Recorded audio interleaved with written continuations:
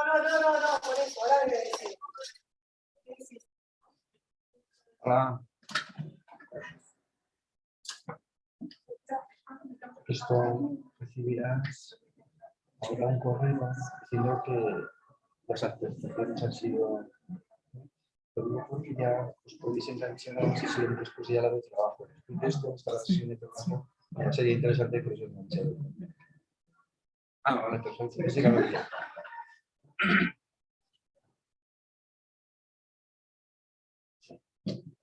¿Chicas?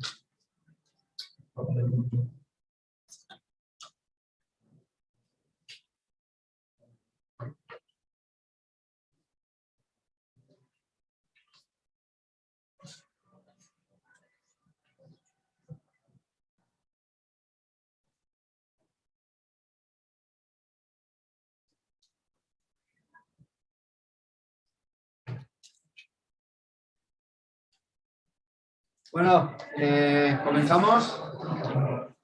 Lorena.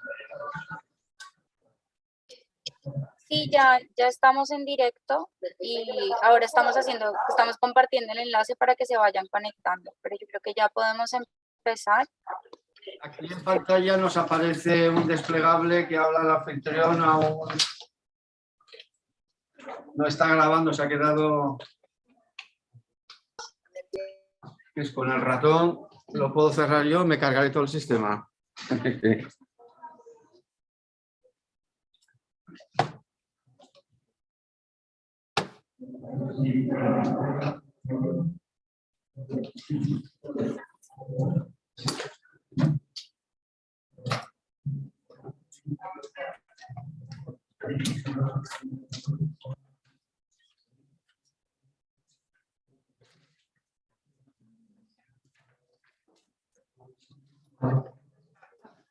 Ana Margarida, ¿estás visible?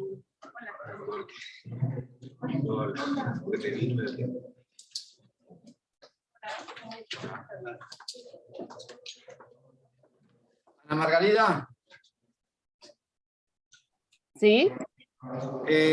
Me gustaría que tú hicieras la introducción tanto de Beatrice Villari como de Massimo Bianchini, ¿vale? Ok. Entonces, cuando finalice Gisele, haces tú la introducción de ellos dos, ¿vale? Vou fazer o melhor possível. No te he entendido. Es una introducción, digamos, muy somera, solamente presentarlos y adelante. Bueno, vamos a comenzar, porque si no se nos tirará el tiempo. Buenas tardes a los que estamos en esta latitud y bien conectados los que estáis al otro lado del charco.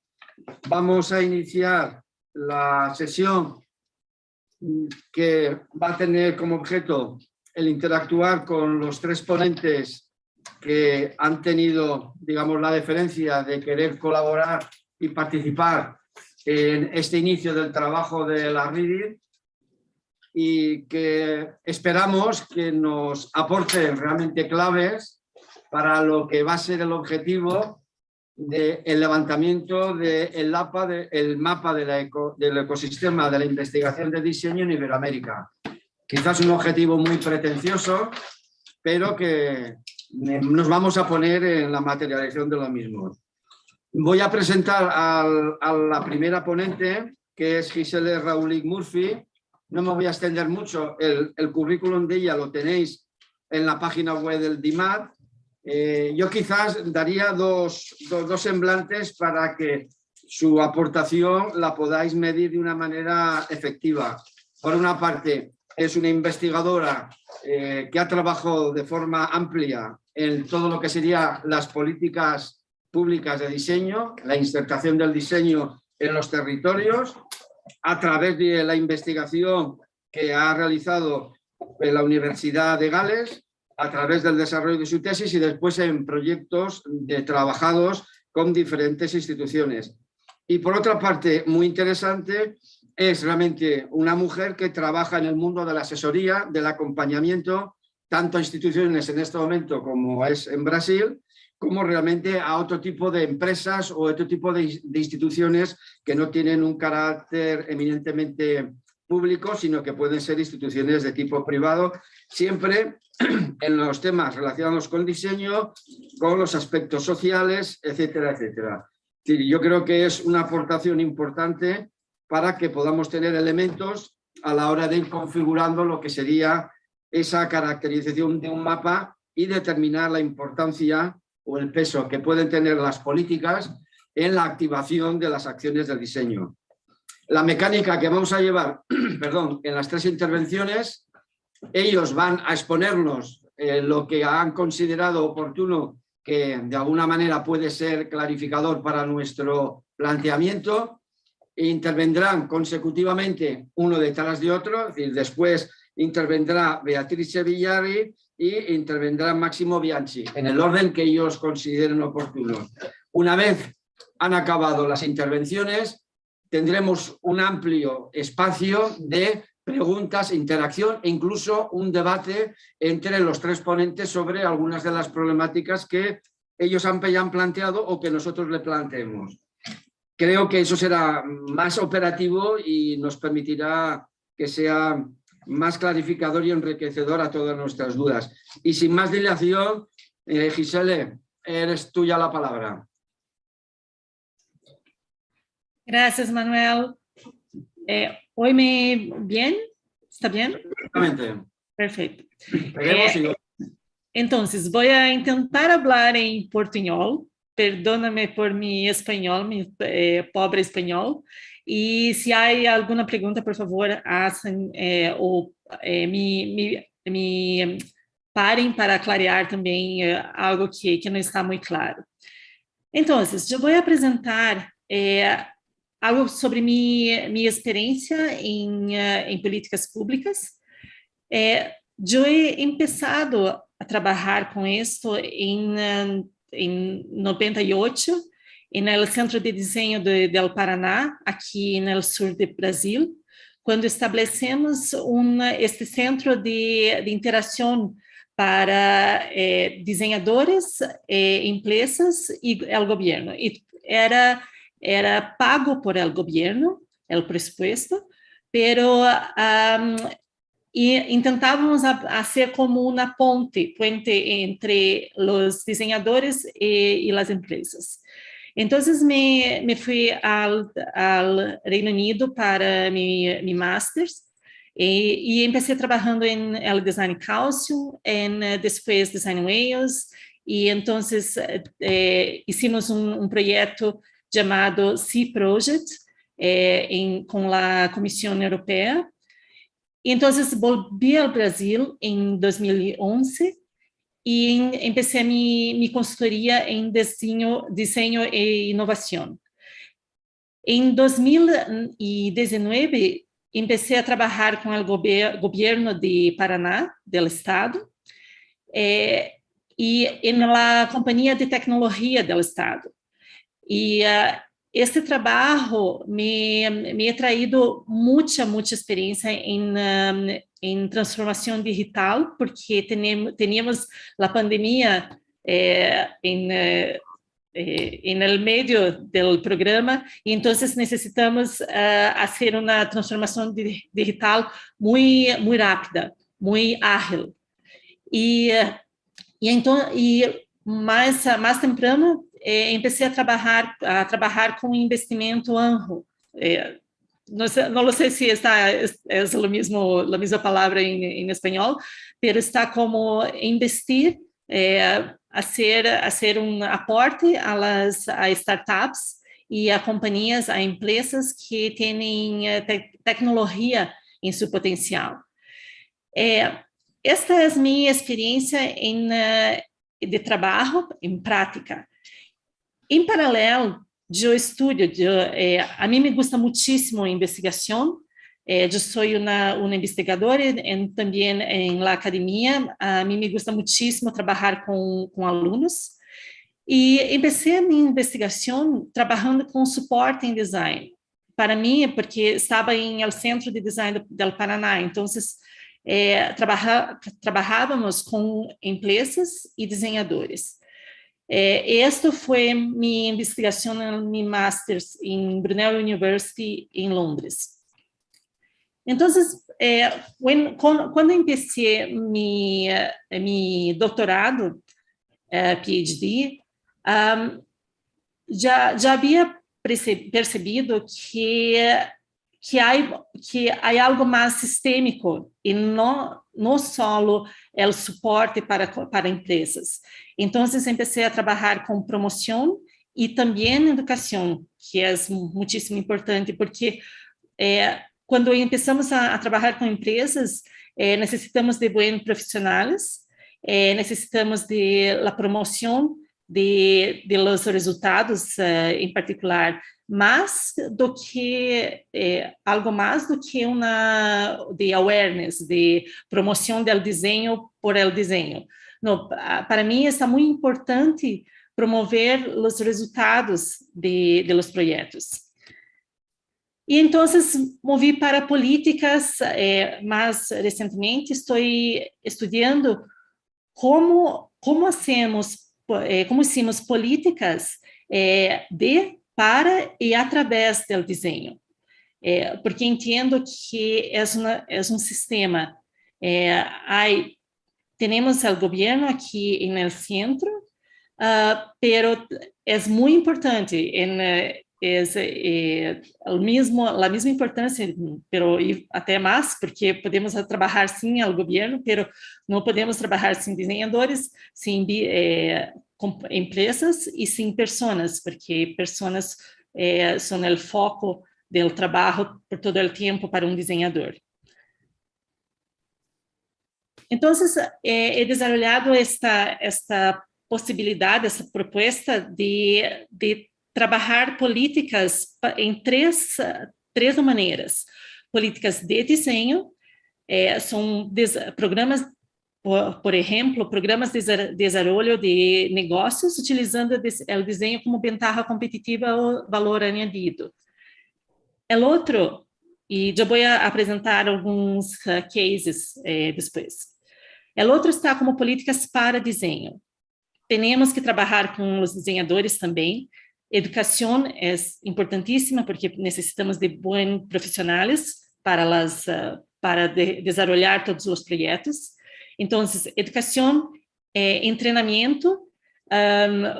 Por exemplo, agora temos problema aqui, desafio de ter pessoas que trabalhem com UX, para trabalhar em startups e trabalhar em tech companies. E há problema porque não temos desenhadores suficientes em UX. Então, é parte da política pública buscar treinamento para profissionais que possam trabalhar nesta área. Outra coisa também, apoio aos desenhadores locais para exportar serviços, por exemplo. Há programa que hemos trabalhado nisto aqui. E inserção de desenho em políticas de inovação, porque quando trabalhamos com inovação, necessitamos do desenho, e desenho não é todo o tempo considerado em inovação. Em particular, quando falamos de inovação tecnológica. Desenho tem uma performance melhor como inovação não tecnológica. Então, necessitamos trazer isto para as leis, para o fundo de aportes para inovação. E o terceiro está como perdão, governo trabalhando com pessoas ou para pessoas. Então, trabalhamos com políticas através do desenho. Utilizamos metodologias de desenho no setor público para, por exemplo, desenvolvimento de novos e melhores serviços públicos e desenho de políticas públicas em diversas áreas, como, por exemplo, saúde,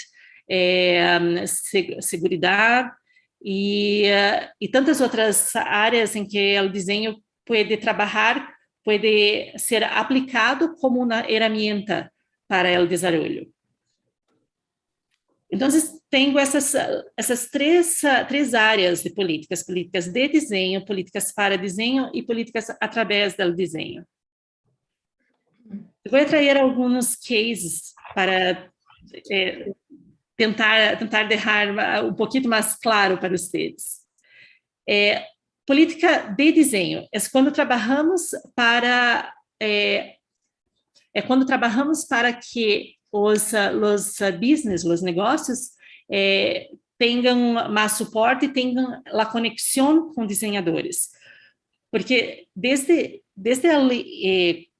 quando eu comecei com políticas de desenho, eu entendo que não é o rol do centro de desenho a ser o projeto, porque temos que ajudar o sector de desenho que se desenvolve. Então, é muito importante ajudar, conectar desenhadores e negócios e empresas. Aqui está um exemplo que tínhamos aqui em Paraná, um programa de desenvolvimento de produtos desde o primeiro contato com o desenhador hasta uma exposição de... Há uma pergunta no chat, por mim está bem ter a apresentação para vocês, não há problema. E então, nesta exhibição, tínhamos uma amostra de empresas que traíram desenhadores para seu trabalho e que antes não haviam trabalhado com desenhadores. Então, é uma exposição, é uma amostra de cambio de mindset. Isto é muito importante. Tínhamos algumas empresas que trabalhavam com desenho antes, pero estavam como âncoras, como empresas que para chamar outras a venir ao programa. Este é um exemplo que não é de Latinoamérica, pero é um trabalho que hemos hecho por os últimos 5 anos, 4 ou 5 anos, com Eslovênia. É um programa de desenvolvimento da indústria eslovena e o foco está em gestão de desenho, porque alguns projetos de suporte em desenho têm o foco em um produto, em desenvolver um produto. E, a vezes, as empresas não têm a logística ou não têm a preparação para desenvolver um portfólio de produtos, que estaria, então, mais sustentável economicamente. Então, esse programa, para mim, está muito rico, de muito sucesso. Para isso, hicimos um diagnóstico de desenho, e falamos com todos os participantes do projeto, do programa, em que aspectos, em que partes necessitam de ajuda, em que partes necessitam trabalhar melhor e em que partes têm força, para que então potencializem suas forças e trabalhem, por exemplo, aqui, mostramos em uma comparação com um benchmark, com um grupo de benchmark. Isso todo é baseado em dados. E, então, comparamos a empresa com um grupo de benchmark. mostramos que outras empresas têm mais profits, mais lucro está em espanhol, com desenho do que eles. E então, o que essas outras empresas estão fazendo? E como poderemos trabalhar para que eles se quedem mais cerca de uma meta maior, de uma meta mais importante para a inversão em desenho. Penso que é isso, inversão, ok? Se querem, ajuda-me. Esta é uma ferramenta que desenvolvemos para este programa. É uma ferramenta para que os participantes do programa conozcan as forças de los outros. Então, temos aqui todos os participantes e aqui temos todos vários aspectos de desenho. E então eles podem buscar com quem querem conectar-se, porque alguns querem conectar-se em la mesma área, por exemplo, aqui construção, consumer, machinery, service, sport and leisure, and then the business platform. Então, alguns querem conectar-se com outros em la mesma área, outros não, de forma nenhuma querem alguém que não é um concorrente, uma empresa que esteja um negócio que esteja na mesma área de atuação. Então, deixamos com eles este mapa para que eles possam buscar no network, na rede, com quem querem falar. Este é um outro exemplo. Penso que alguém de Uruguai está aqui no grupo, mas é um estudo que hicimos para o Uruguai em 2013 para implementação de políticas públicas de desenho. Então, este estava um projeto longo em que tínhamos uma investigação com dados, uma investigação com benchmark, entrevistamos muitas pessoas em Uruguai e construímos com eles, porque a mim não me gusta pensar como uma consultora que vem de além, de outro país e diz, vocês têm que fazer algo. A mim me gusta muitíssimo mais uma construção colaborativa. Então, construímos juntos um plano e traemos para eles todos esses pontos de trabalho, de atenção para o desenvolvimento de desenho em Portugal. Está como uma estratégia, uma política de desenho, e o foco, o ponto principal, estava com o desenvolvimento das empresas em Uruguai. Ok. O outro está como políticas para desenho. Tá? Então, assim como trabalhamos com o mercado, porque necessitamos empresas que queiram trabalhar com desenho, necessitamos os profissionais, bons profissionais, que possam fazer bons projetos. Então, trabalhamos aqui com educação, treinamento, como he dicho quando iniciei, apoio aos desenhadores para coisas como exportar serviços ou para quedar-se, construir seus negócios, gestão de empresas. Há muitas formas de apoio a desenhadores. Aqui tem um planeamento que hicimos agora este ano com Sebrae. Sebrae está como a organização de apoio a pequenas pymes em Brasil. Plano de inovação para o desenho industrial em Curitiba. Está um plano para a cidade de Curitiba com foco com o ponto de trabalho em desenho industrial, em product design também. Deste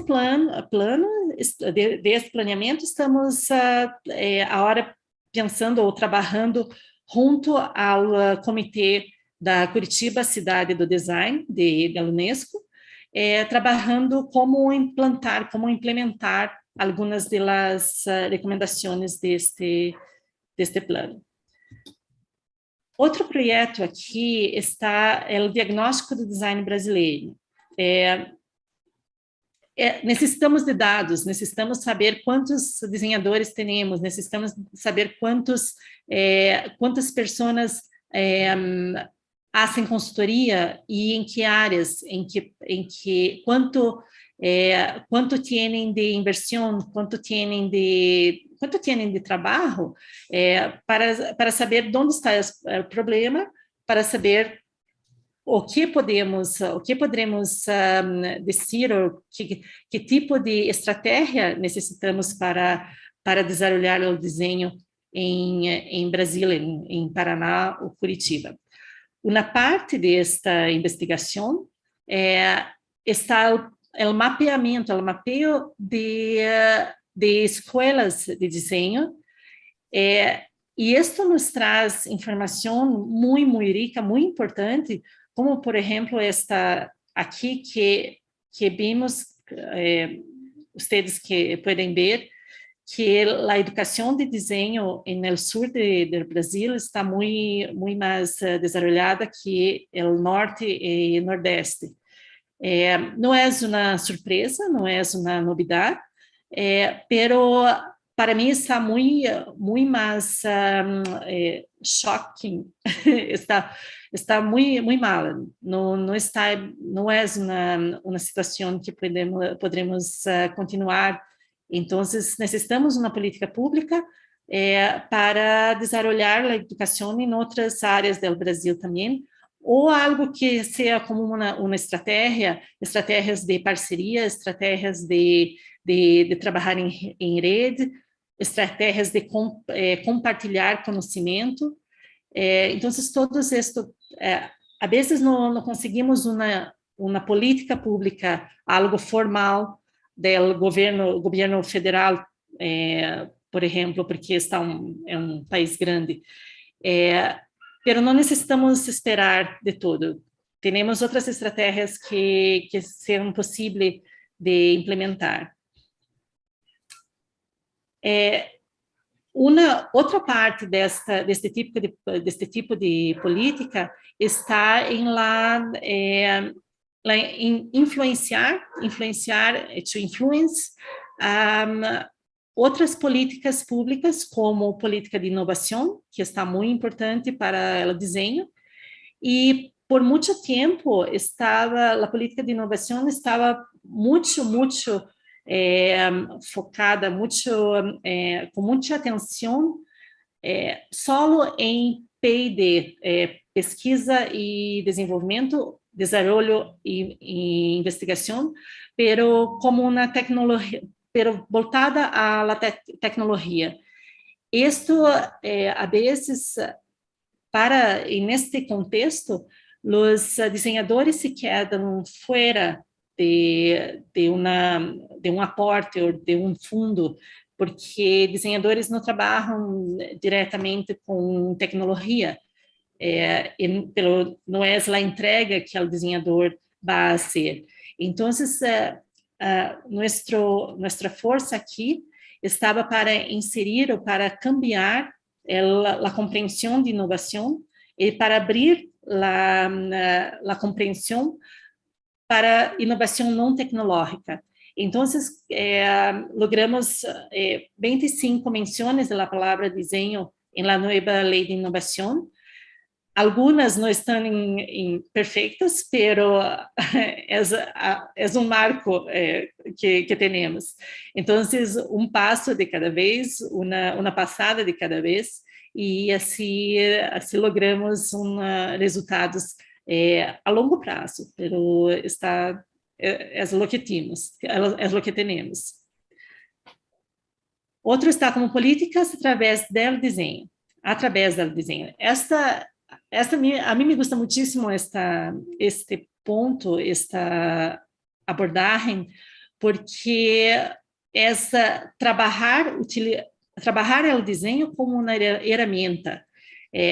Então, aplicamos metodologias de desenho no setor público para desarrollo de nuevos y mejores servicios públicos y diseño de otras políticas también.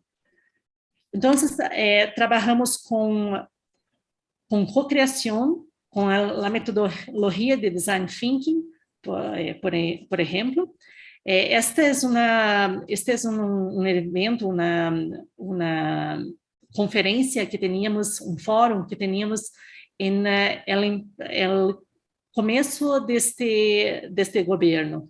Teníamos como 300 pessoas do governo trabalhando juntas em uma sessão de cocriação. Esta estava como a primeira vez de muitos aqui trabalhando com cocriação ou pensando oportunidades de inovação com uma metodologia de desenho. Foi muito boa, porque muitas pessoas começaram a entender ou se quedaram curiosos para trabalhar mais com este tipo de metodologia. E então, isso nos abriu uma grande oportunidade para trabalhar em el governo. Então, com a pandemia, teníamos o Google Design Sprint teníamos que fazer todo remoto. Então, trabalhamos com metodologias como o Google Design Sprint. Aqui está o desenvolvimento de uma estratégia para captar, para atrair mais pessoas para utilizarem os serviços públicos online. Porque desafio, né, challenge é desenvolver o serviço público online. Outro desafio, outro challenge está como fazer as pessoas utilizarem isso. Então, tínhamos um Google Design Sprint para desenvolver uma estratégia remoto, menos de 20 horas trabalhando todos juntos, então não é uma grande inversão. 7 pessoas, tínhamos mais de 30 ideias generadas por el sprint. Uma das ideias foi selecionada e tínhamos um protótipo com testes com 7 usuários, 7 cidadãos. Aqui está um outro tipo de sprint, um programa de aceleração do serviço público que desenvolvemos neste governo. Desde o começo até o final, quando tínhamos resultados que passamos para o time de TI, o time de digital, de desenvolvimento digital. Então, necessitávamos desenvolver um serviço melhor para a farmácia do governo, para a farmácia pública. Hicimos com o time do governo, com o time de pessoas que trabalham na secretaria, desenvolvemos as entrevistas e observação em loco, o mapeio da jornada, da journey do cliente, do usuário, até o workshop de cocriação, e até o resultado final. E tínhamos uma melhora muito grande para o serviço de la farmácia. Coisas que, alguns pontos que não tinham um custo muito alto, pero coisas como logística, coisas como um serviço, uma organização melhor para o serviço. Então, é um projeto de muito sucesso. Aqui está uma parte deste projeto.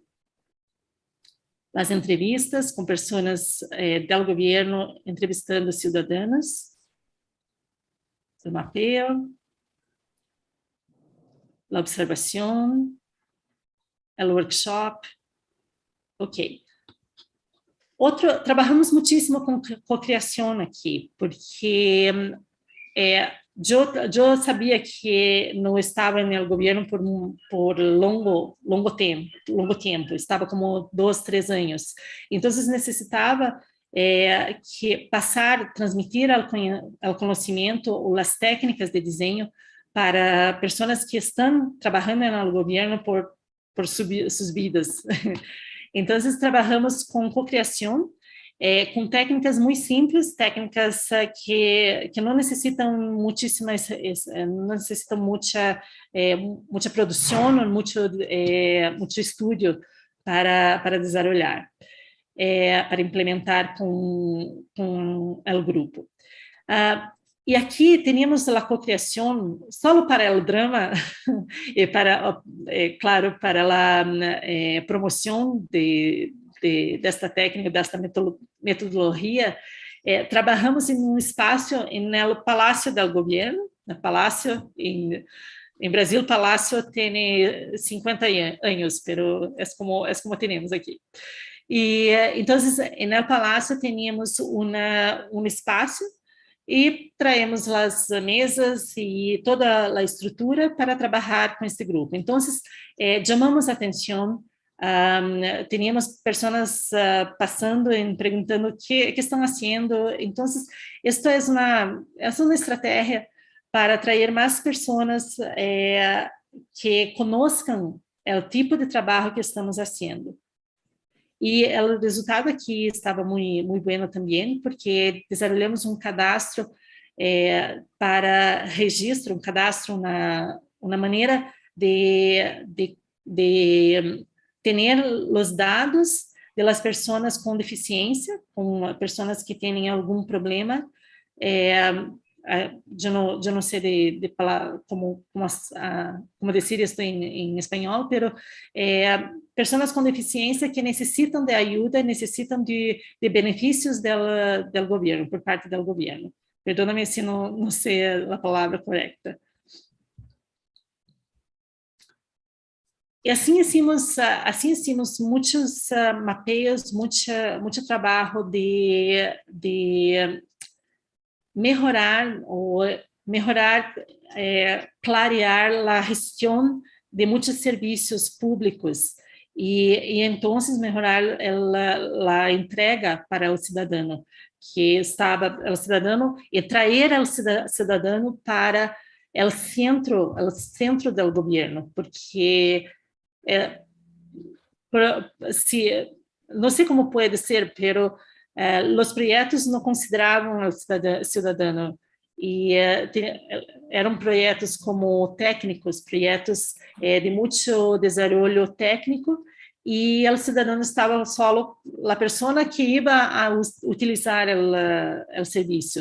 Então, minha preocupação estava em demonstrar que desenho é uma ferramenta muito importante para atrair o cidadão para não que se quede lejos, pero para o centro do projeto. Aqui está um outro exemplo de design thinking para desenvolvimento de políticas públicas para mulheres com endometriose. Também trazendo mulheres com endometriose para falar com o Senado, para falar com médicos, com um grupo multidisciplinar, e então desenvolver políticas públicas melhores para este grupo de mulheres. Esse estava um workshop que é traído uma abordagem, um ponto de vista muito diferente, muito distinto do que pensamos quando começamos. Pensávamos que as mulheres iam a querer um apoio para o tratamento, e para tratamento, cirurgia, remédios, drogas, o que necessitavam para tratar a endometriose. E então, este workshop nos é mostrado que as mulheres preferem uma abordagem, um apoio para inserção na sociedade e para inserção em mercado de trabalho. Isso está mais importante que qualquer outra coisa. Então, políticas públicas, temos esses três pontos de atenção: políticas de desenho para as empresas, políticas através do desenho para a gente, e políticas para desenho para os desenhadores. E no centro temos o governo, pero eu sou do Brasil e eu sei que muitas pessoas aqui estão dizendo, ok, pero não temos governo que nos dê apoio, que haja inversão. Esto é algo muito normal em todo o mundo. Então, não temos que esperar ou que quedarmos sem fazer nada. Há também a oportunidade para trabalhar com o setor privado. Então, trabalhamos com estratégias de desenvolvimento empresarial, por exemplo, com associações industriais, cooperativas, alguém que necessita, que entende que o desenho é uma ferramenta para a competitividade. Então, que logram fazer uma inversão e um apoio para o desenvolvimento. Por exemplo, com o treinamento de profissionais no setor de UX, no setor digital. Que então temos esta outra área de trabalho com desenhadores e também os projetos sociais, ou projetos com impacto social, que é um tema muito importante e muito cada vez mais forte com o setor privado aqui em Brasil, por exemplo. Então, para concluir, mapas das políticas de desenho. É importantíssimo para mim, uma visão sistêmica, é essencial, porque não há que trabalhar só com suporte de empresas ou só com educação de desenhadores. É algo que é um sistema. Necessita de desenhadores para trabalhar em empresas, necessita que as empresas tragam gente, pessoas para o centro do projeto, empresas e governo. É necessário desenvolver políticas públicas basadas em dados e informação primária. Tá? Dados, data, não há como fazer uma política pública se não tem uma visão clara do contexto. E para isso necessita investigação, não há outra maneira. A colaboração em rede é essencial para avançar, porque há muitos projetos, bons projetos, que han desenvolvido resultados muito bons. Então, nós necessitamos começar do zero toda vez. E trabalhar em rede é a melhor maneira, é o melhor para conhecer esses projetos e conhecer esses programas, conhecer outras práticas, então avançar mais rápido.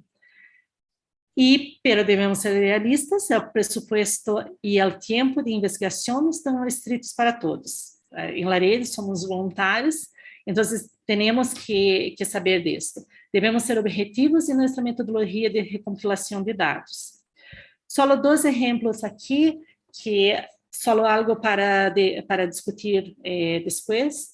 A abordagem, se hicimos algo com quantitativo, com dados comparáveis são muito importantes, porque se tem dados só de um país, é difícil trazer uma discussão. Então, com comparabilidade, e isto necessita uma metodologia que todos trabalhem de forma similar. Então, com dados quantitativos, teremos resultados melhores.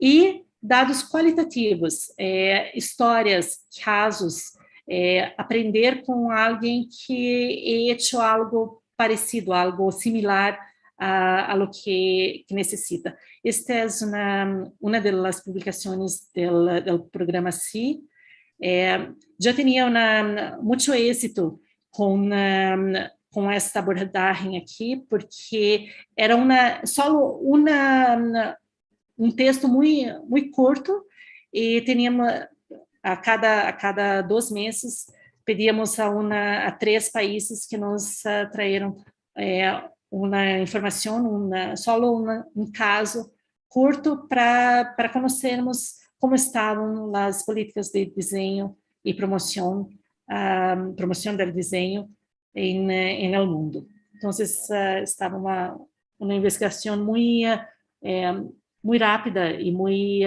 exitosa para desenvolver. E para mim, rede é como vamos juntos, vamos lejos. Isto é o que uma rede significa para mim. Eu he trabalhado em rede aqui neste projeto, sim, plataforma, com muito êxito. E quando todos trabalham juntos, não é muito trabalho para cada um. Então para mim é uma maneira muito exitosa de trabalho. Tá? Muitas graças por ter-me aqui. Esta é minha direção, se querem conectar. E me quedo aqui para falar, para ter as perguntas depois, e teremos as outras postagens agora. Muy Tá? bien. Muchas gracias, Gisele. Espero que me hayan entendido. Sí, perfectamente. Ana. Yes. Olá. Hola. Pues nada, presentas tú ya a Máximo y a Beatrice para que hagan sus intervenciones. Sim, claro. Olá a todos, buenas tardes. I will speak a little bit in English and a little bit in Portuguese, okay? I'll do a little this translation. So first of all, buenas tardes a todos. Thank you, Gisele, for your great presentation. It was great. And hello, Beatrice and Massimo. It's a pleasure to have you here. I want to welcome you in our working session of REDID, that is Rede Ibero-Americana de Investigação em Desenho. And I will start in saying in English this: thank you for being with us. Also for your kind presentations. We are looking forward to see them. And I will present you shortly in Portuguese to facilitate communication, okay? So, eu vou começar por apresentar a Beatrice. A Beatrice tem doutoramento em design, é professora auxiliar do Departamento de Design do Politécnico de Milão, e é co-diretora do mestrado na área do serviço, de design de serviços, também da mesma instituição. A sua investigação incide na área da avaliação do sistema de design italiano e também como é que se relaciona esse sistema no contexto europeu. Precisamente nesse contexto, ele está relacionada com 2 projetos com financiamento europeu, ligado precisamente à identificação das políticas de design, de liderança e de negócio, e depois como é que essas políticas e essas dimensões de design são avaliadas. Portanto, a avaliação das políticas de design no contexto europeu. Massimo é designer também, doutorado em design e igualmente professor auxiliar do Departamento de Design do Politécnico de Milão. Está ligado e faz a gestão da Polyfactory, ou seja, um grupo, uma infraestrutura de investigação multidisciplinar e que funciona como Fab Lab, portanto, de relação com o exterior, com as empresas, etc. Ele trabalhou durante 10 anos no sistema, ou numa rede e sistema de design italiano, e colaborou e promoveu vários estudos que identificavam o design e o sistema de design como um fator-chave para o desenvolvimento da economia do país e, naturalmente, também para a sua internacionalização. No presente, a sua investigação está ligada precisamente a esta identificação de políticas de design no âmbito do sistema de inovação e na definição de processos e ferramentas para a sua avaliação e promoção de novos processos criativos e de produção rápida. So, Massimo, Beatrice, I present you in a short version in Portuguese. So, I don't know, I invite you for you to do your presentation. Thank you so much. Thank you, Anna, for your great introduction. And we are very glad to be here with you this afternoon. And it's a pleasure to meet you again, Anna, and to also meet Gisele, that I hope we met somewhere in Europe during the C projects. Good to see and good to meet you again. Anna introduced herself, so I am with Massimo. I can share my screen. So I start and then I'll give the floor to Massimo. So briefly, we will share with you the approach and the overall process and the overall result we obtained with the DRM, Design Research Map in Italy. Now it seems to be like 30 years ago, but it's almost 20. And it was a pleasure because me and Massimo were young designers at the time. So it was also a great opportunity for us to be involved in a very complex but interesting project. So why the Design Research Map at that time? Because of course, as Politecnico di Milano, and that still is, but that was at the time also the most huge and populated design university in Italy, together with the other university in the design network in Italy, we recognized that there was a gap, a knowledge gap, so between the practitioners, researchers, and the policy level. So design was underexplored, and the opportunity to include design as a level of innovation where the opportunities were again underexplored. So we do believe, and we of course believe, that design has a great value in the society and in innovation. So we start to reflect to again recognize the Italian value. So as you know, 10 years after, because we started the research in 2008, almost 10 years after, the debate around the design value had increased a lot at European level, and fortunately, almost 20 years after, in the Italian policy, design emerged as a keyword. So good news, at least to start the presentation. But going back to the DRM, so what is it was a collective investigation, because we involved all the national design system, and the goal was to at least build a geography of the design research in Italy, considering both the academic research and the PhD research. So the project, the research was promoted by the network of the deans of the design faculties at the time, and the Italian design agency that was a national agency aimed at promoting, reinforcing, and supporting the Italian design system, representing 10 Italian departments that include design in the academic field. So briefly, what were the aims?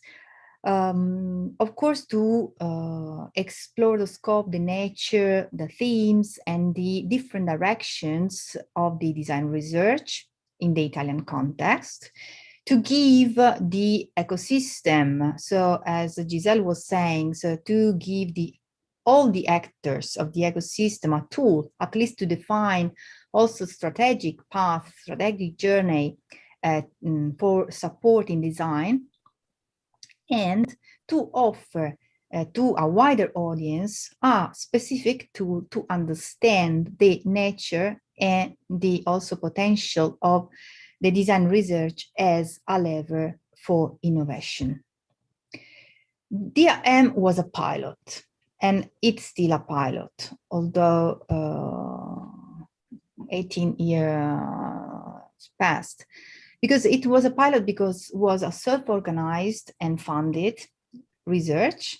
So we created a bottom-up network, and we had no money at all to run this research.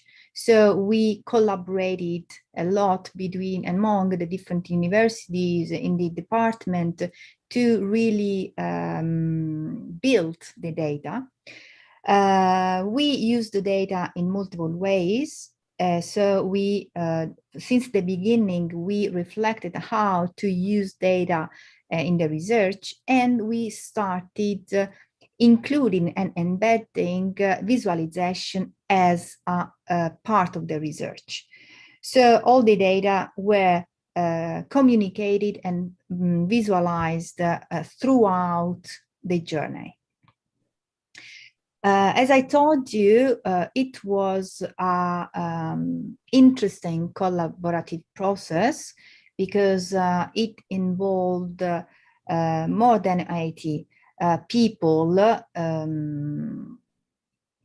in all the universities in the Italian context, and involved all the human resources. So from professors to technicians, to the staff, to the PhD students, the young researchers, the senior researchers. So we involved all the level, all the knowledge and competencies that had the capability to share knowledge and data about design research and design research journeys. We built some tools for supporting the design research, and we collected quantitative data and qualitative data. So we built what we call the survey kit. So a kit to gather data across the national departments. So we gave the researchers the possibility to actively collaborate by themselves to gather data. We also had video interviews that we did by Skype at the time, and including different competencies also in this case, from PhD students to professors, in order to understand their perspective and their also perception about the future horizons about the design research. Then we build a platform to share data and to share the ongoing results, and a blog to discuss the results in the real time. So it was let's say a system rather than just research. Unfortunately, the link is not online yet, but we again create a also visual system to allow also people in understanding what we were doing at the time.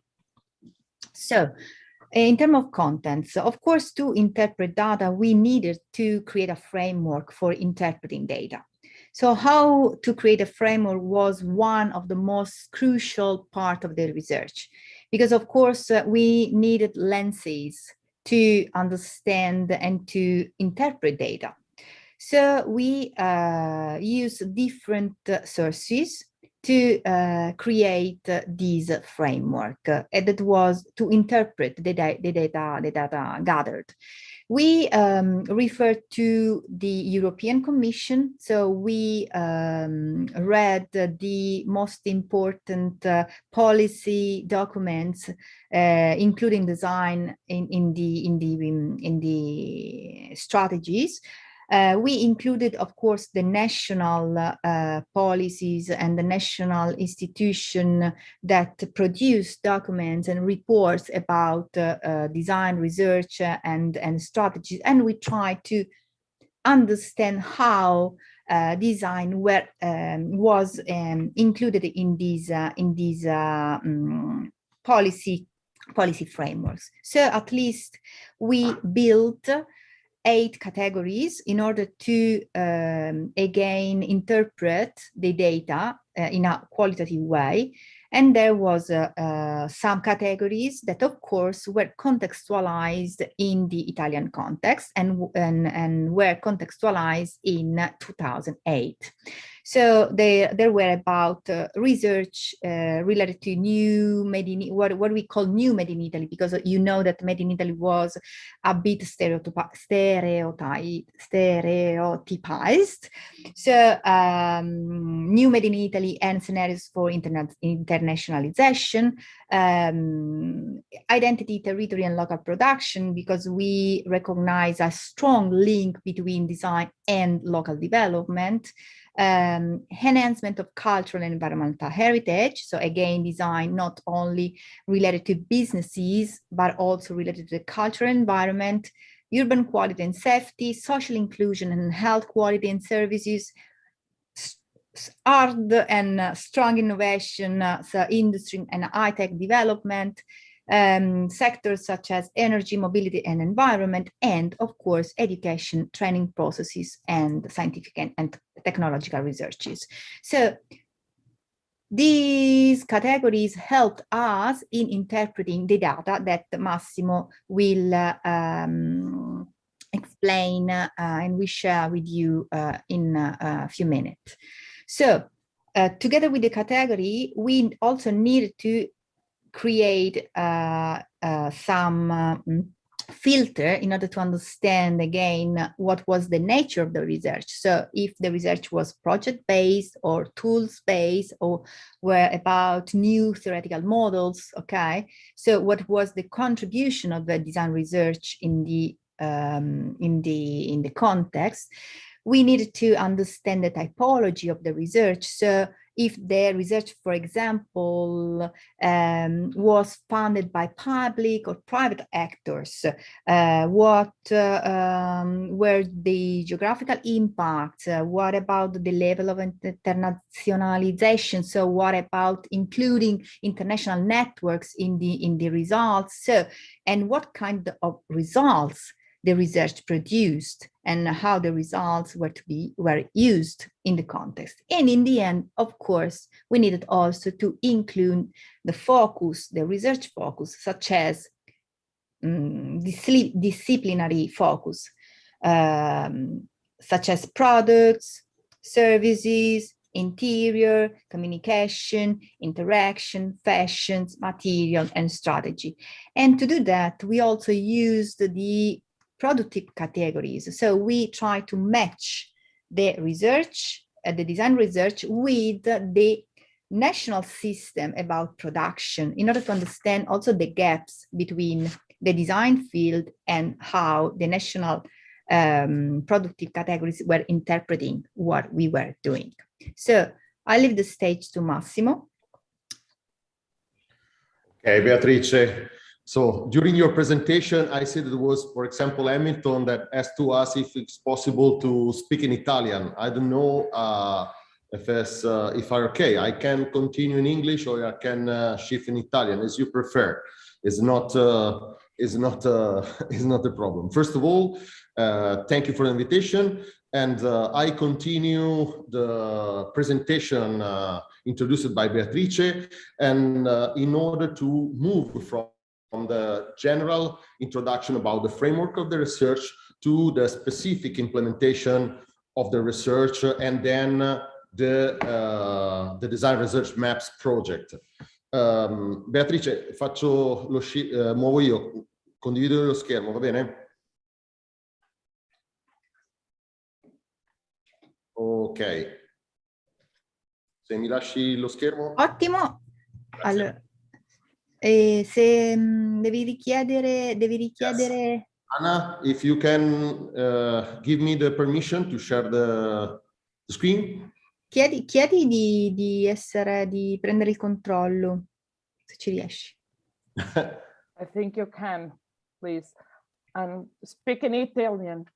It's Anna.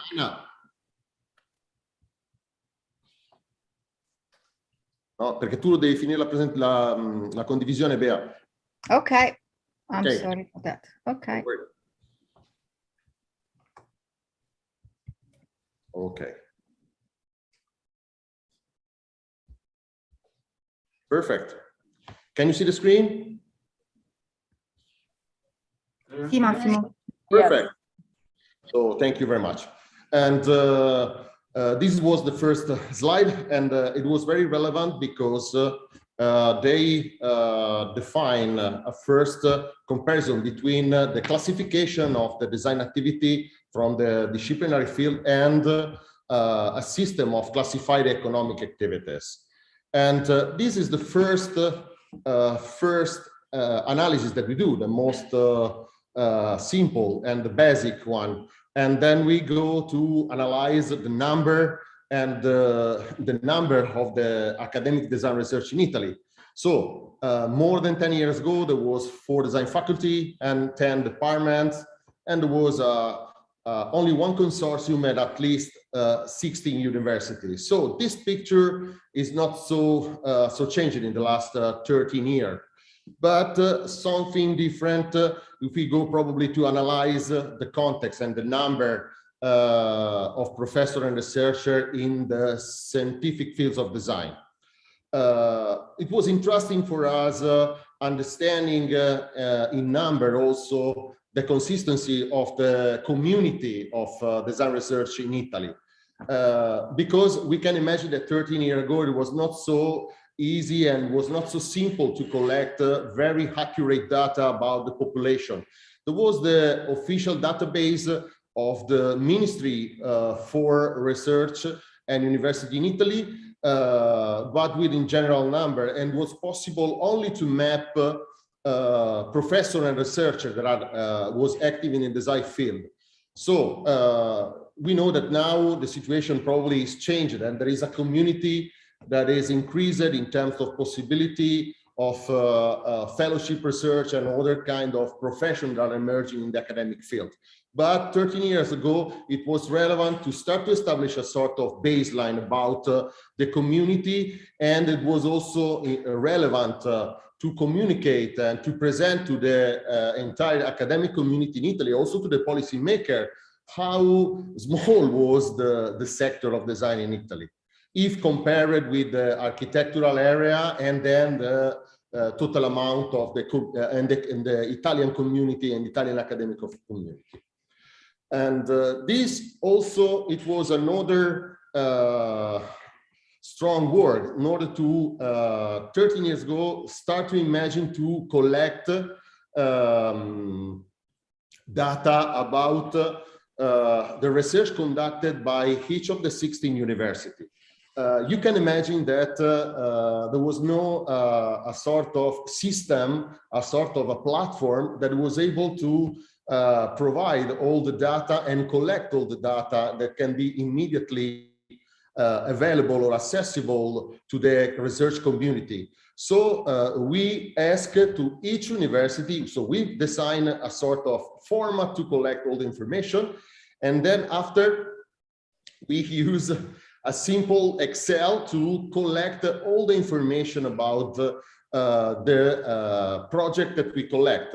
So another important thing was that we analyze the 382 research conducted by the university, and at the same time, in parallel, we analyze the PhD research conducted in the same university, applying the filters that have been previously described by Beatrice in order to analyze the geolocalization of the research, but at the same time the specific disciplinary field and ambits and other information about this project.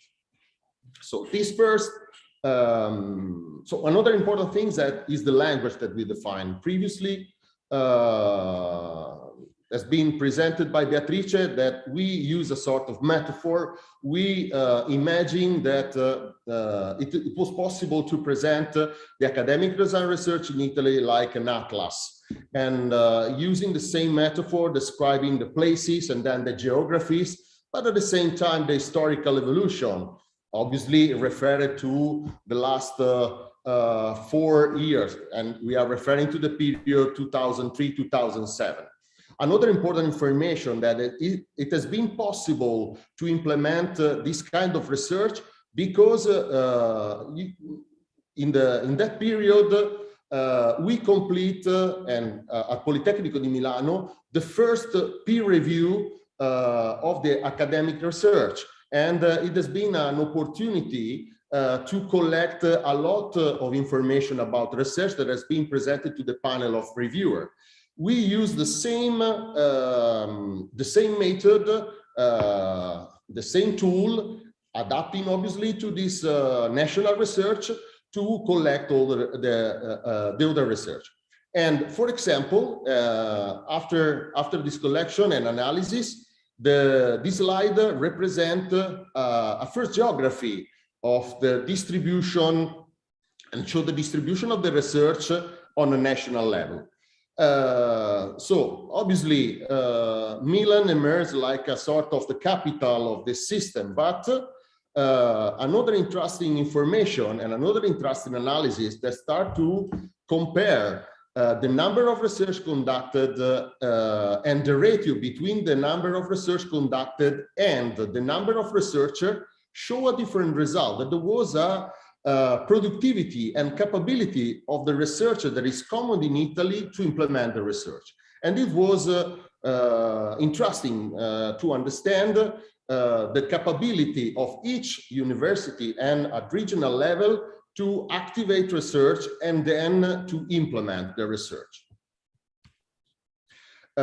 This was a second level of analysis that we do. We start to analyze the chronological implementation of the research, of design research in Italy.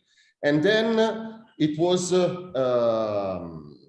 interesting to analyze a trend, and we go to analyze in depth the trend, and it was possible to understand that, for example, in 2007, there was a stabilization of the number of research after a phase in which there was a strong and relevant growth, because, for example, in that period, there was 3 or 4 different facts that was relevant for the Italian research. For example, a list of projects implemented by the university using national public funds that implement the possibility to assess the public funds to implement the research. Then there was also a polarization in the national system, because in parallel there was a decreasing at a certain point, 2005-2006, of the national funds for this kind of program, and at the same time has emerged a regional system of public funds that provide resources for the university in order to implement activity, especially with the company and small medium enterprise. So at 2007, probably now after 13 years, is easier to analyze these things. We was in the period before the Great Recession. And this has represented for Italy a strong problem in terms of access to the public fund, because a lot of funds are being cut, and generate probably a first shift in the strategy in order to stimulate the Italian university to go to assess public funds that are available in Europe. Okay. A second level of analysis, starting to analyze the kind of research.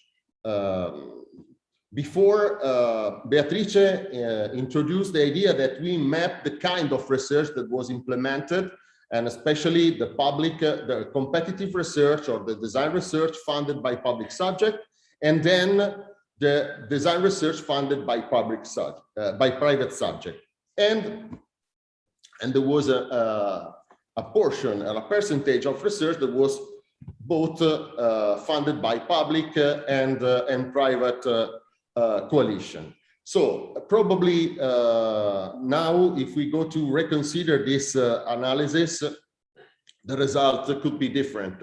But 13 years ago, there was a well-balanced situation about the capability of the university to implement competitive research, but at the same time applied research and consultancy, especially for the company. Moving on another level of the research, we start to analyze the 382 research from the disciplinary point of view. And then, before the disciplinary point of view, there was the kind of the research. And then at the same time, we analyze the density of the research that was polarized in the area of applied research, in the area of basic research, in the area of producing tools and methodology, and then what we can call instrumental research. And there was a 25% and a portion that was dedicated or to a sort of mixed design research area, when there was recognizable more than one nature of the research. At the same time, in parallel, we provide the twin picture about the PhD research. And this is interesting in order to have a comparison. For the entire work, we duplicate the majority of the maps in order to have a double lecture of this phenomenon. So now is the time to move from another level of the analysis. In this field, we represent the design research like a field, and then it was portioning and dividing each specific area that was characterized by a color and that represent a specific disciplinary fields of design in order to define and visualize immediately what the level of distribution of the design research in Italy in terms of disciplinary field. At the same time, we do the same work for the PhD research. And then we go to apply this level of analysis with the previous identified categories of the DRM research that has been identified through a literature review work, to the analysis of the policy papers, and then all the documents that support us to find evidences about the consistency of each category. And at the same time, we imagine to visualize in order to give the right measure of the consistency of each category for the frontiers of the research. Another hard work has been to ask and collect the data about the economic value of the design research in Italy.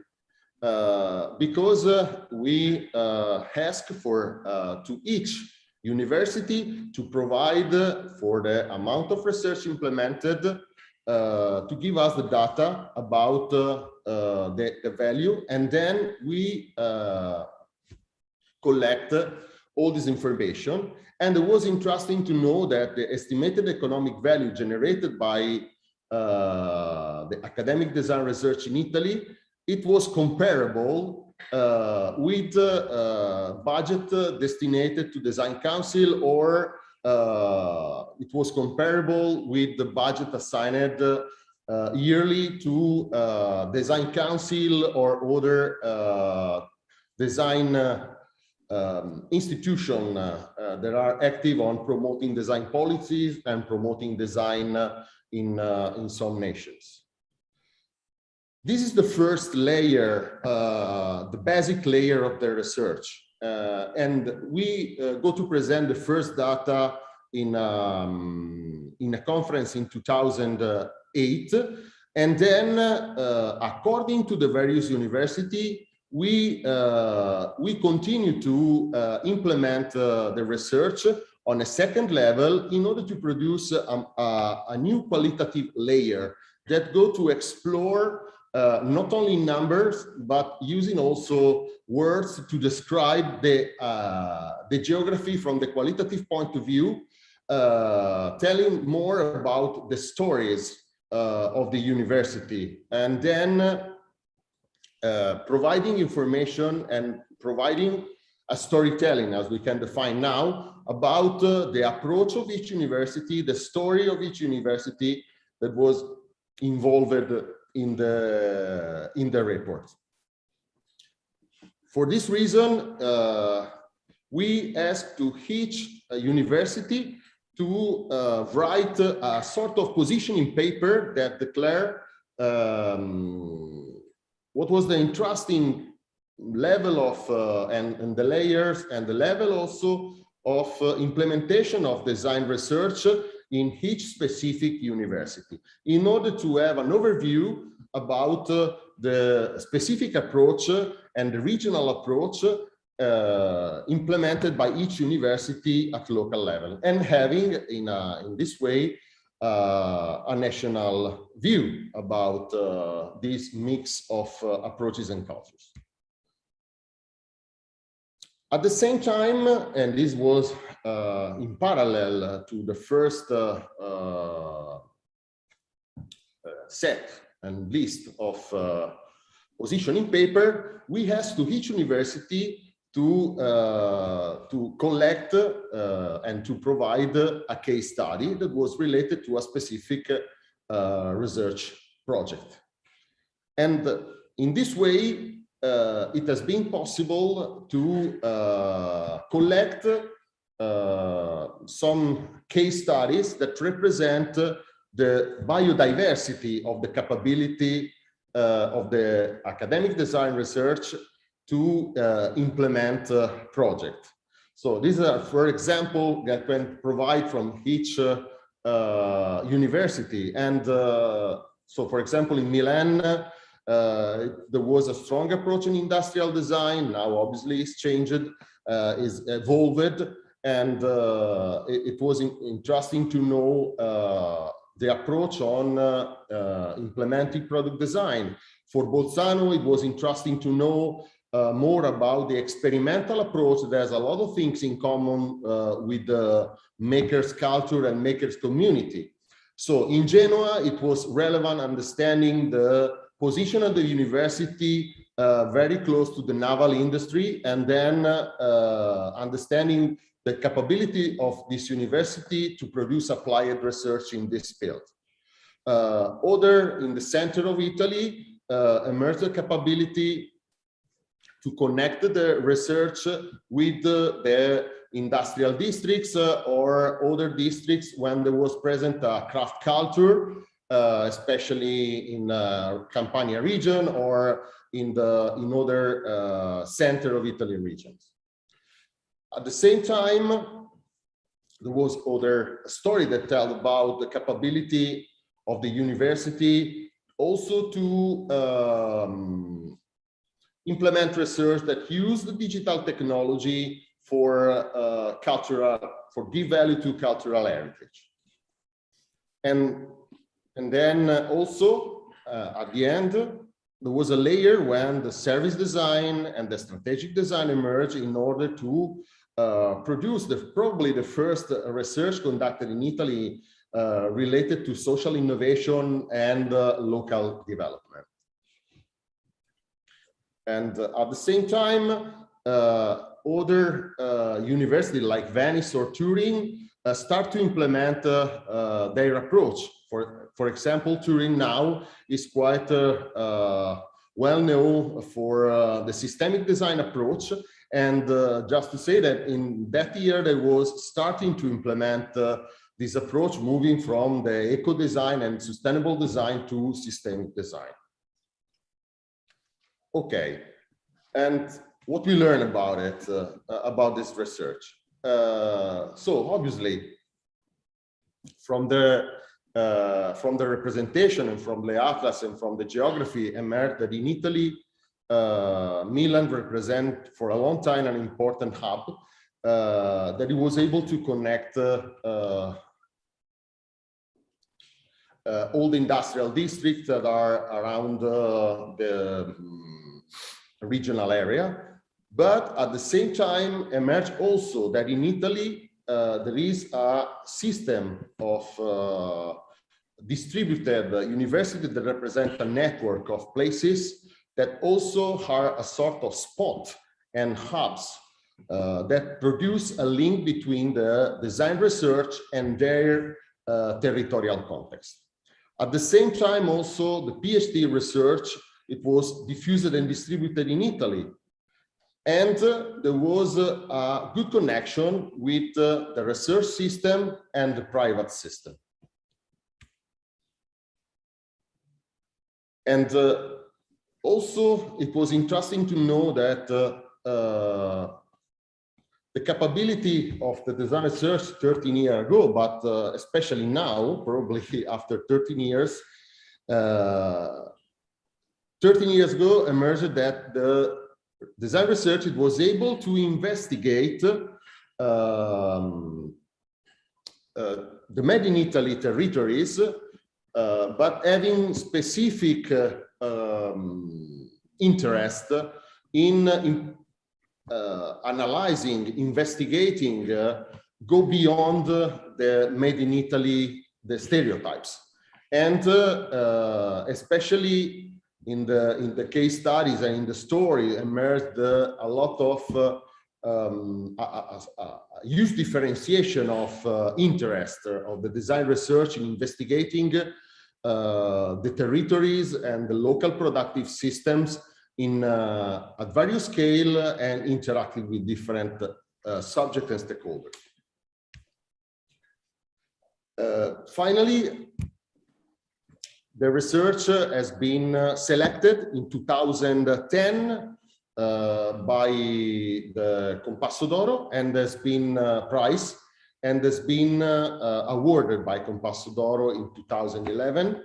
And the result of the research is a baseline that can be used also to analyze the identity of design research in Italy and represent also a first step that can help the university and design university to understand the nature of their research.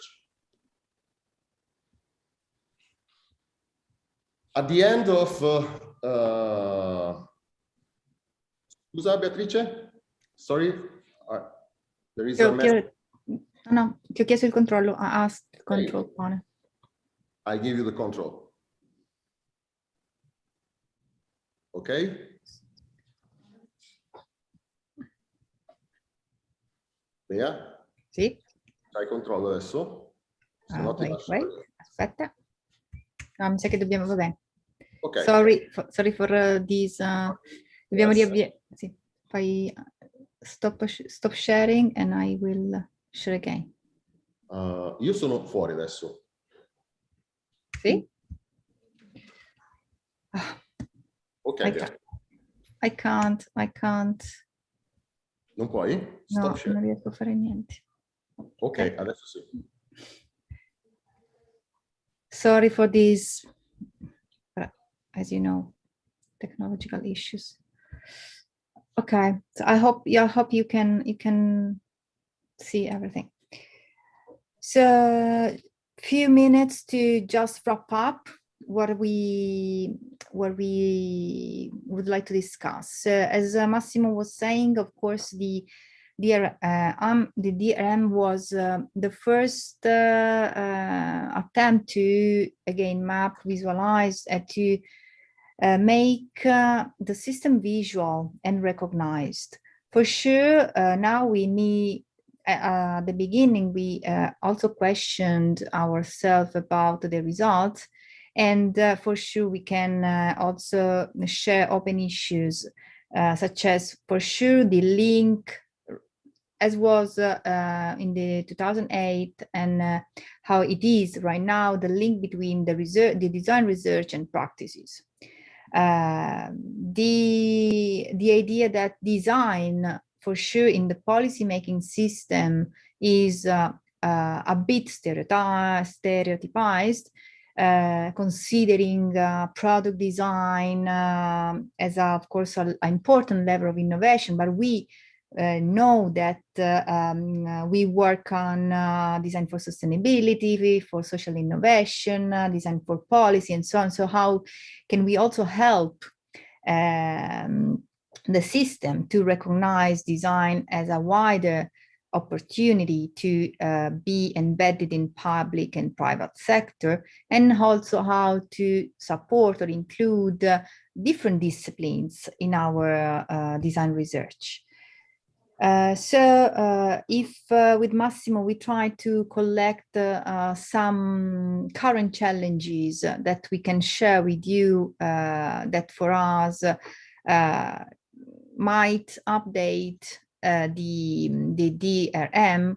So for sure, we have to discuss about the new, or the role of design research in the contemporary society. And if we compare the current situation to the past one, for sure, the design research has a different role. Of course, how as researchers and practitioners, so how design, we can support sustainable issues, so how to embed design research in supporting the planet issues. Again, as I was saying, how design research can influence or support or work with the policymaking system, and how we can blur the boundaries if we need to blur the boundaries. So also we also could understand which are the different geographies of the design research across different nationalities, and also the different ecosystems that contribute to the design research development, and which are the new and the emerging actors that now have an important role in design research compared to the past, such as the tech labs, the makerspace, that at that moment were not so included or embedded in the design research journeys. And question marks. So question marks, we give you a lot of question marks to be discussed. Last but not least, for sure, this research helped us in reinforcing our interest and our practice in the design for policy issue. So for sure, working at a national level and working on a system and systemic level helped us also on reflecting about the link between design and policy. So not only design policy, but also design for policy. So not only how policymaker can support design, but also how can design support policymakers. So we set up a design for policy lab inside the department, and we had the possibility to work, for example, with the Lombardy region for a specific project in this sense. Gracias or obrigada, and of course we are more than happy to interact with you. Muy bien. Muy bien, pasamos a posibles preguntas, a posibles cuestiones que queréis hacer. Espero que los que estáis en streaming tengáis comunicación para poder realizar las preguntas. Es que yo aquí no veo nada en la pantalla.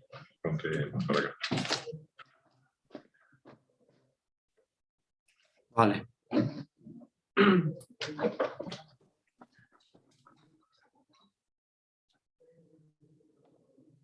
Manuel, tenemos muchas preguntas que Beatrice y Massimo trajeron ahora, preguntas muy buenas que podríamos debater aquí.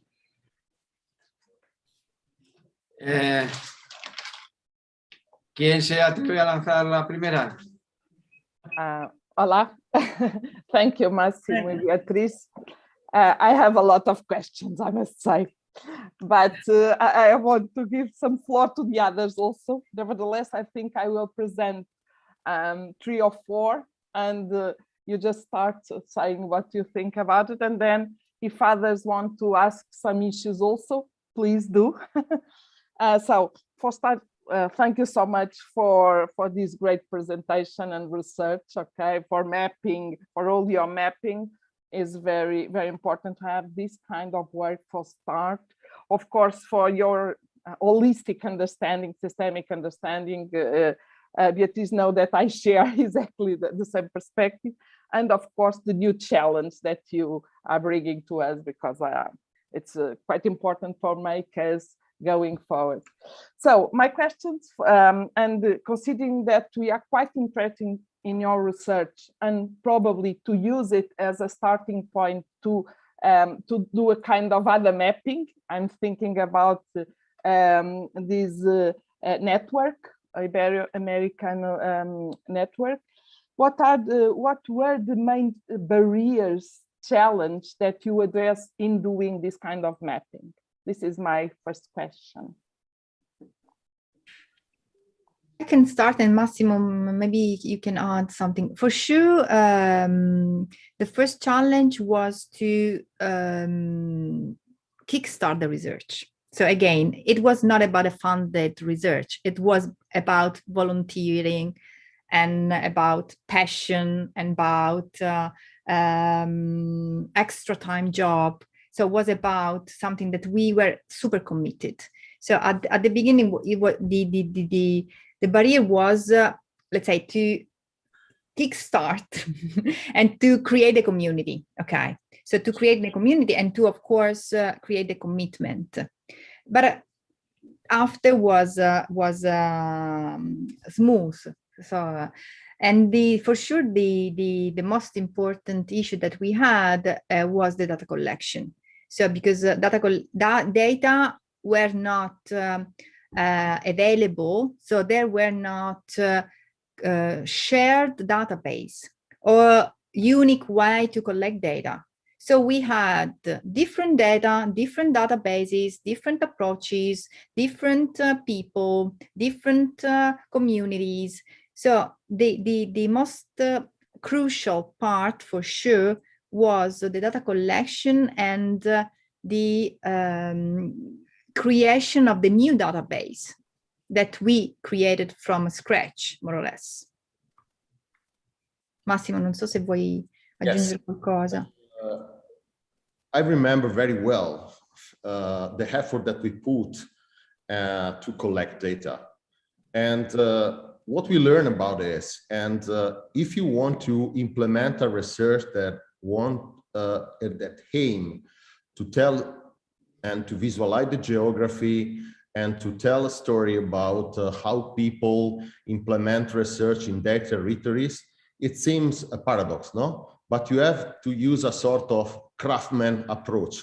So this kind of research implemented on this level is more similar to the work of a craftsman that is able to take the raw material and then is able to forge the research, then using, because I have to understand the data, but also know the people that generate this data. It's not only a matter of collecting data, but it's a matter of studying the story. And it's a matter of collecting and connecting. It's collecting data, but connecting people. If you don't do these things, you lose the nature, the human nature and the perspective of this research, because you want to tell a story about what humans do. So we are not in the post-human perspective. So we are approaching a system where artificial intelligence can help us to implement and analyze data in a more complex and sophisticated way than in the past. But the design research is made by humans. And so we have to take into account these things. And another system, another lesson that personally learned, but probably also Beatrice can confirm, is to enter in knowing the community. So during the research, we know in person the face of the people that generate the works. And this has been a relevant part of this story. So the smile of Beatrice, I know because we cannot show you the result, but she works a lot and she can tell about the video, the interview that he made to the researcher, to each of the protagonists of this work, no? Because also the storytelling, the narrative about the research is interesting, because if we do this kind of research, it's not only to talk with policy making, but it's also a way to define the right language to talk with the common people in order to understand how to communicate and reduce the gap or the distance, not only to the policymaker, but also to the citizen, that probably will be an active part in the future, but also now in defining what is relevant for design research. Okay, thank you. Massimo, Gisele, you want to say something about the topic also? Yes, I think that Beatrice said very wisely. The first problem is to start, because you need to set up a methodology, and then the second thing is collecting data. So it's pretty much what doesn't depend on us, because we, like when we are the researchers, we can do the analysis, and everything we need is data. And I really like what Massimo said as well, collecting data and connecting people, because if you don't connect with people, you can't connect data, you can't collect data. And so you need to find these triggers that will make people answer your research as well. So it's not so technical. There are lots of human issues, what makes everything more complicated. Thank you so much. Yes, I agree. It's a kind of a trust that you have to find, and it's even a challenge, higher challenge if we are being quite pioneering the exercise. So congratulations. I have some questions here, so I will translate it in English. And there's someone asking, what's the reason that you believe to find a kind of a symmetric reality in relation to research in design from north to south of Italy? What do you think it's the reason to support this? Yeah, Massimo, I go, and then of course I'll leave you the floor. Okay, so I come from the south. Okay, so I know both the context, and the contexts are different. Okay, Milan and the Lombardy had since many years a clear and strong ecosystem. So before the DRM, already a well-recognized ecosystem was there. Think about the Design Week, the Fuori Salone, think about the design exhibitions. So, for example, Lombardy region had a strong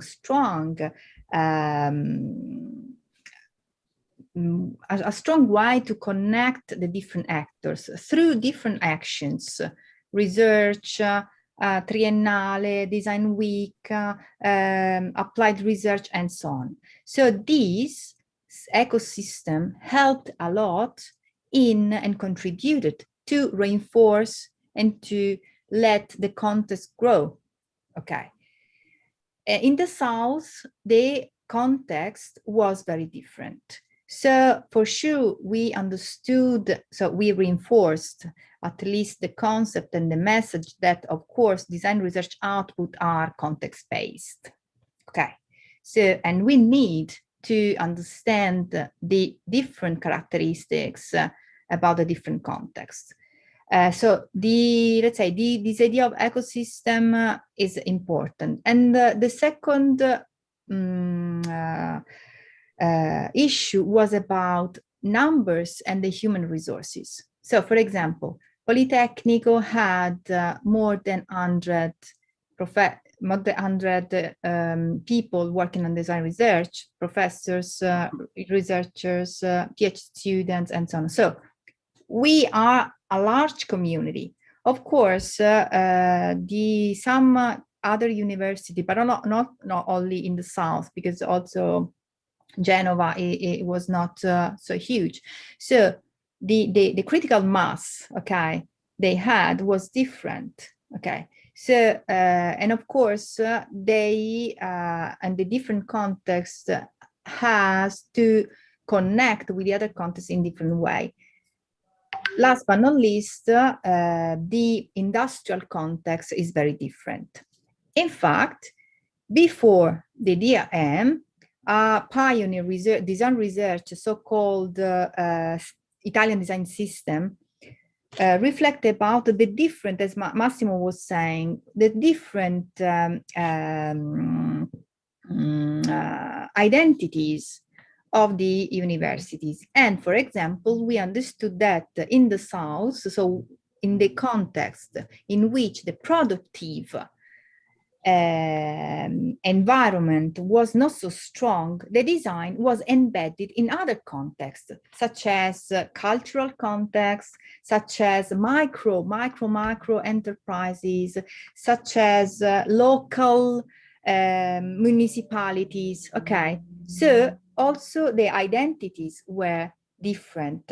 So we didn't analyze the context in terms of gaps, but in terms of differences or different identities. Okay, so it is not about you are the best or you are the worst. It's about how can we support the different identities and how the system can recognize the different identities. Because if we as designers can support again policymakers in understanding the different identities, as Gisele was saying, okay, design is not only design for product, only design for communication, only design for interaction, only design for sustainability, and so on. Design is multifaceted, has many faces. I stop. If I can add something to, it was previously I show, I think in my opinion, one of the most relevant slides about the geography of Italy, when I show the ratio between the number of researchers and the number of research produced by each university. It has been definitely one of the most counterintuitive data that we achieved, because it show and reveal that Milan, that was a massive number of researchers, if you try to compare the ratio between the number of researchers and the number of research, it was less productive than other small universities that exist in the center and in the south of Italy. This reveals that is not, if you have an XXL size of the institution that is able to do research, this not imply automatically that you, obviously, you can do a relevant number of research, but the capability that you have to analyze is the productivity of the group of research that you have in comparison with the resources that you have in your territory, with the resources that you have in your institution, and with the capability of your group to be active in order to define strategies to connect with the other components of the university, and the capability to be or to adopt from the one side research capability, and on the other side an entrepreneurial capability to invent new ways in a territory when you have a scarcity of resources, to invent literally new way to do research. And I think that For example, the case study reinforced this intuition of the research, because there was a capability to enter in contact with small and craft enterprises, micro companies that represent a constellation of enterprise that you can find in the south of Italy and the center of Italy. The capability to enter in contact with local context, when you have a mix of institution and small entities, craftsmen association, and working with the territory, it's different than working with in a context when you have a large access to financial resources. So some results of the research show this counterintuitive aspect of the design research in Italy. Thank you so much for your perspectives. Quite interesting ones, I must say. Yes, it makes all sense for me. I don't know if we are running of time, Manuel, or if we still have time for one question. Sí, But gustaría que les trasladaras la pregunta. A ser posible, como ahí estoy más interesado, que si lo dice en italiano, para mí mejor, lo comprendo mejor. 3 razones a favor y 3 razones en contra para utilizar el DRM como estructura de mapeado iberoamericano. ¿Lo has entendido, Ana? Yes, Beatrice and Massimo, do you want me to translate it to in English? I don't know. Yes, please. Yes. Do you prefer? Okay, just to say, what do you think? It's quite in line what I intend to question also. Considering that we could consider expanding your research to our network, what do you think that we could consider or even change for it to be possible? And just to highlight the fact that the data you presented is already out of date, in the sense that it was from some time ago. So what do you think that the factors that already change, or some others that emerge, how can we adapt? How should we do it? Ok, parto sempre, io provo. E allora, la prima sicuramente cosa da aggiornare è il dato di contesto, quindi i documenti di policy, cioè i nuovi documenti di policy e i documenti nazionali che sia la comunità europea sia gli organi nazionali hanno prodotto e stanno producendo. Quindi capire, la prima cosa, diciamo, aggiornare le 8 categorie, perché quelle 8 categorie adesso dovrebbero essere riprogettate, ridisegnate, sicuramente. Secondo,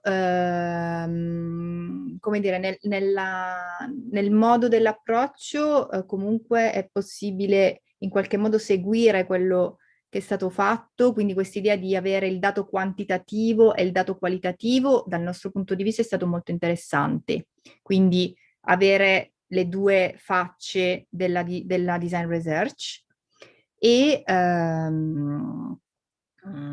sicuramente quello che andrebbe poi ridiscusso sono ovviamente i risultati stessi. Come dicevamo in chiusura, esistono oggi diversi driver di innovazione tecnologici, sociali, cambiamento politico, eccetera, che hanno influito sulla design research. Quindi come dire, anche la design research si è evoluta negli strumenti, nei temi, nel rapporto con le altre discipline, nel rapporto con il contesto. Quindi in qualche modo fare anche una riflessione critica su come si è evoluta e come si evolverà. Quindi se magari riflettere anche su quali sono gli scenari futuri per contribuire a diciamo, a migliorare un po' anche non soltanto la design research, ma un po' il pianeta e il mondo dove viviamo, ecco, e le organizzazioni dove viviamo. Sono stata chiara? Ho parlato... Si è capito l'italiano? Yes, it was quite clear, no problem. Posso aggiungere un'ultima cosa? Per me sono ovviamente d'accordo con quello che dice Beatrice, perché è fondamentale, e quella è la parte preliminare. C'è un'altra cosa che a me personalmente, ma già era interessante capire allora, è secondo me capire cosa è capace di generare la ricerca di design in termini di impatto. Cioè questo secondo me è un altro aspetto che è rilevante, cioè impatto sociale, impatto dal punto di vista dell'innovazione circolare, impatto dal punto di vista dei comportamenti, cioè i vari tipi di impatto che la ricerca di design può generare. La seconda cosa, secondo me, è legata anche a capire, perché si parlava di ricerca applicata, si parlava di ricerca strumentale, per esempio, la capacità della ricerca di design di diventare, attraverso l'uso di tecnologie abilitanti, più capace di generare dei risultati che hanno un impatto. Per esempio, stiamo parlando 10 anni fa o 13 anni fa, chi faceva ricerca in design forse riusciva a fare un prototipo. Adesso parliamo della capacità della ricerca di design di entrare in processi dove si fanno delle demo, dove si fanno dei pilot project che hanno una scala territoriale, dove si arriva fino a entrare in diretto contatto e a fare prototyping che va dal prodotto alla policy. E l'altra cosa di impatto, parlo di capacità imprenditoriale del design di trasformare la ricerca in impresa, di trasformare, perché in questi 13 anni oltre ai design district sono nati gli innovation district, ci sono delle filiere dell'innovazione organizzate che portano la ricerca di design dalla fase iniziale alla fase imprenditoriale. Questo è un altro aspetto magari che è interessante da verificare. Ultima cosa, ovviamente è immaginabile fare una ricerca come il DRM oggi in un contesto in cui le tecnologie ci consentono di avere una visualizzazione e uno storytelling della ricerca molto più dinamico. Il che non vuol dire meno umano, torno a ripetere questo concetto, ma usare appunto le potenzialità offerte dalle tecnologie che ci consentono di rappresentare i dati in tempo reale per vedere come i fenomeni, capire meglio la natura della ricerca, gli effetti della ricerca, per cercare di vedere l'invisibile. Cioè i dati ci dicono quello che i nostri occhi magari non sono capaci di vedere e le nostre orecchie non sono capaci di ascoltare. Questo penso che sia un altro aspetto rilevante. Muito obrigada. Thank you so much. Yes, I think we have a lot of tips to consider it. Manuel, estamos a mais questões. A mim parece-me que já temos um conjunto muito interessante de perspectivas para, com base neste trabalho, pensarmos como é que podemos readaptar para fazer este exercício de mapeamento no presente, não é? Sí, sí, estoy de acuerdo. No hay ningún, no hay ninguna cuestión más a los que estáis ahí detrás.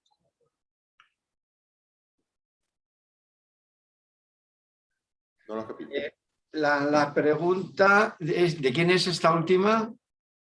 Mía, Ah, de Rosana. No, está relacionada con la pregunta anterior que le hice a Massimo y a Beatrice sobre la escasa investigación en el sur de Italia, de acuerdo a lo que ellos, de acuerdo al sistema que tienen en Milán o en el norte de Italia, cómo se podía intervenir en contextos que son más deficitarios, así como en Latinoamérica, para que la investigación tenga una mayor importancia en el contexto país y en el contexto regional. non è una domanda semplice, perché ovviamente non credo ci sia una risposta unica, ma credo che la risposta sia nel contesto, to be honest. Cioè, nel senso che secondo anche l'esperienza nostra di ricerca, è bene trovare dei fattori abilitanti per contesti diversi in grado di appunto abilitare, supportare o rafforzare il link tra accademia e comunità e attraverso dei pilots. Quindi magari trovare delle occasioni anche a scala ridotta che però possano essere portati avanti. Noi abbiamo nella nostra esperienza fatto anche ricerca appunto con contesti nel sud Italia, abbiamo avuto la fortuna di lavorare anche in Brasile, nei contesti che raccontava Gisele, e ogni volta è un progetto diverso, quindi bisogna investire su trovare i fattori abilitanti, quindi le organizzazioni, le università, le persone, le comunità che in qualche modo riescano a attivare dei meccanismi piloti che poi siano in grado di raccontare che cosa si può fare e quindi coinvolgere sempre più organizzazioni, policy makers, cittadini e così via. Questa è un po' l'esperienza che anche a DRM a parte abbiamo svolto in questi anni. So transplanting models without having the consciousness about the context is quite hard and a lot of times not productive. Fare il trapianto di cose senza conoscere bene dove si vanno a mettere non porta a molto. Thank you so much. So in the end, it's a human experience, isn't it? Grazie mille. Prego. Prego. La pregunta es muy pragmática.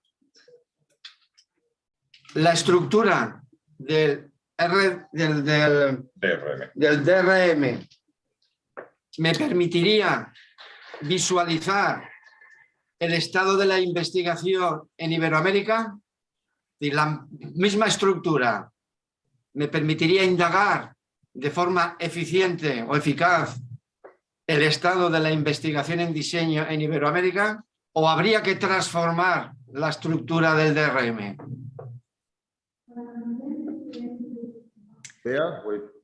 E anche qua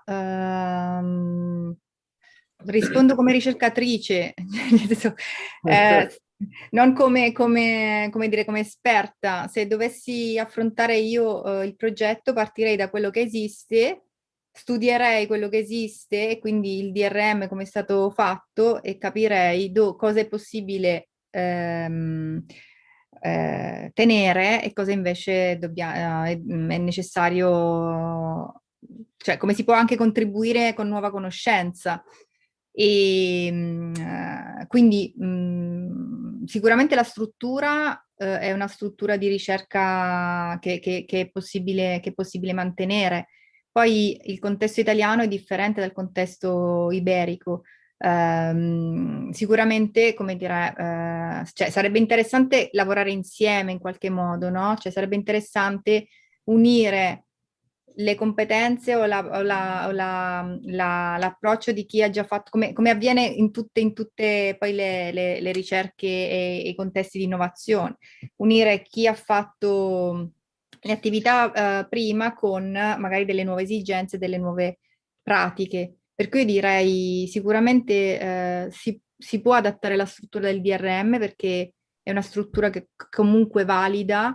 Sarebbe da investigarsi quali sono le differenze di contesto che potrebbero avere un impatto. sulla struttura. Per esempio, nel contesto italiano noi eravamo molto connessi. Il contesto italiano era già un contesto molto connesso. Quindi le università italiane erano già aggregate in un network. Esisteva già l'Italian Design System, esisteva già il Sistema Design Italia, l'agenzia. Quindi per noi era anche comune scambiarsi informazioni e idee. Non so se è così nel contesto attuale che state prendendo in considerazione. Se posso, dal mio punto di vista, invece, magari potrebbe essere interessante, provo a citare Manzini, in questo caso, che fra l'altro era uno dei protagonisti, ispiratori di quella ricerca. Manzini parla di hyperlocal perspective. Cosa voglio dire con questo? Voglio dire che forse l'idea di sviluppare una ricerca che guarda ai vostri contesti tiene un triangolo, cioè sta dentro un triangolo che riguarda da un lato la natura globale di alcuni fenomeni, di alcuni temi, di alcune tendenze, dall'altro lato sta nella storia locale dei vostri contesti e la capacità di raccontare dal basso, di analizzare dal basso e collegarla con i grandi temi globali. E il terzo triangolo vi è dato dalla capacità di raccontare questi elementi avvalendovi dell'uso sia dal lato delle persone, delle loro storie e delle tecnologie. Cioè, ovviamente, come dire, la capacità di raccogliere dati che c'è oggi è molto diversa. All'interno di questo triangolo, secondo me, la possibilità poi, partendo dal collegare le storie bottom up della ricerca sviluppata nei vostri contesti, è possibile poi capire due livelli, no? Quali sono la diversità delle culture locali, se c'è una cultura, come dire, latinoamericana che emerge e che può essere comparata per esempio con altre culture come quella anglosassone o quella asiatica che emergono, no?